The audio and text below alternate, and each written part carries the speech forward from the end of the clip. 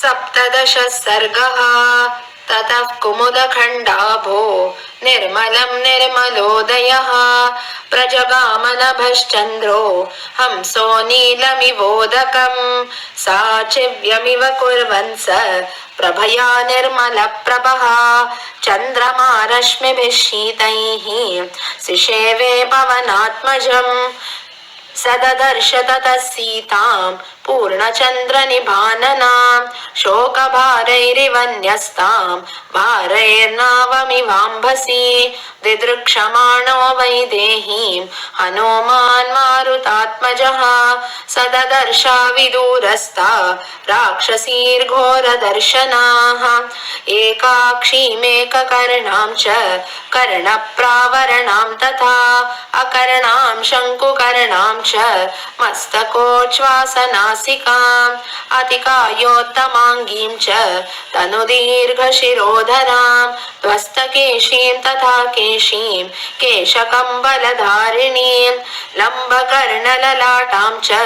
लम्बोदरपयोधरां लम्बोष्टीं चिबुकोष्टीं च लम्बास्यां लम्बजानुकां ह्रस्वां दीर्घां च कुब्जां च विकटां वामनां तथा करालां भुग्नवक्त्रां च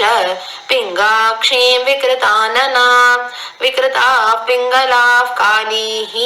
क्रोधनाः कलहप्रियाः कालाय समहाशूल कूटमुद्गरधारिणीः वराहमृगशार्दूल महिषाज शिवामुखाः गजोष्ट्रहयपादाश्च निखातशिरसोपराः एकहस्तैकपादाश्च करकर्ण्यश्वकर्णिकाः गोकर्णीर्हस्तिकर्णीश्च हरिकर्णीस्तथा पराः अतिनासाश्च काश्चिच्च तिर्यङ्नासा अनासिकाः गजसन्निभनासाश्च ललाटोच्छ्वासनासिकाः हस्तिपादा महापादा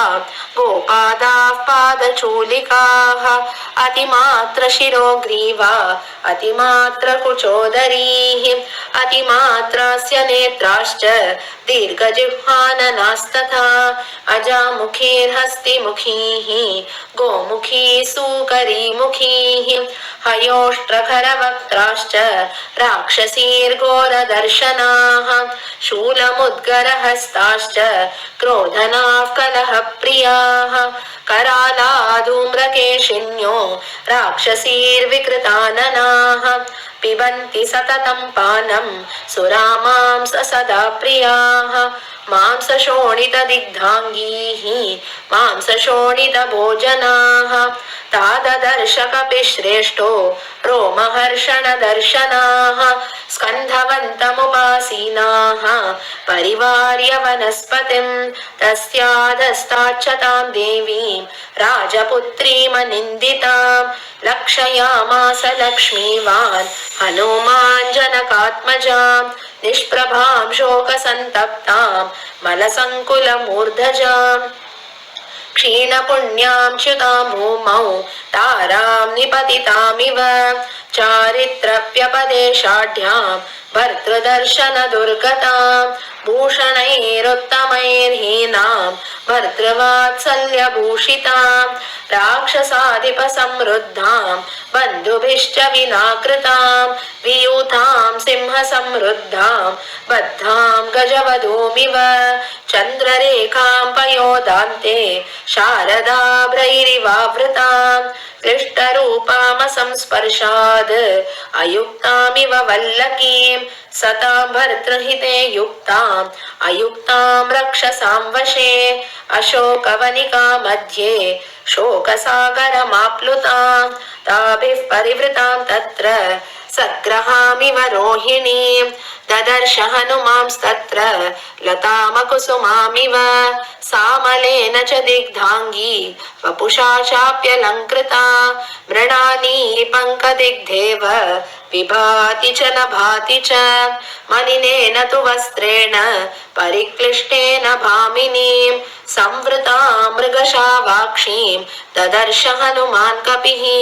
तां देवीं दीनवदनाम् अदीनां भर्तृतेजसा रक्षितां स्वेन शीलेन सीतामसितलोचनां तां दृष्ट्वा हनुमान् सीतां मृगशावनिभेक्षणां मृगकन्यामिव त्रस्तां वीक्षमाणां समन्ततः दहन्तीमिव निःश्वासैः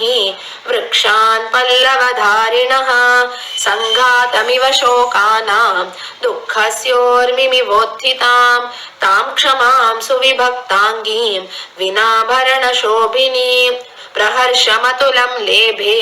मारुतिः प्रेक्ष्य मैथिलीं हर्षजानि च सोऽश्रूणि तां दृष्ट्वा मदिरेक्षणां मुमोच हनुमांस्तत्र नमश्चक्रे च राघवं नमस्कृत्वाथ रामाय लक्ष्मणाय च वीर्यवान् सीतादर्शन संहृष्टो हनुमान् संवृतोऽभवत्। इत्यार्षे श्रीमद् रामायणे वाल्मीकीये आदिकाव्ये सुन्दरकाण्डे सप्तदशः सर्गः। जानकीकान्तस्मरणं जय जय राम राम।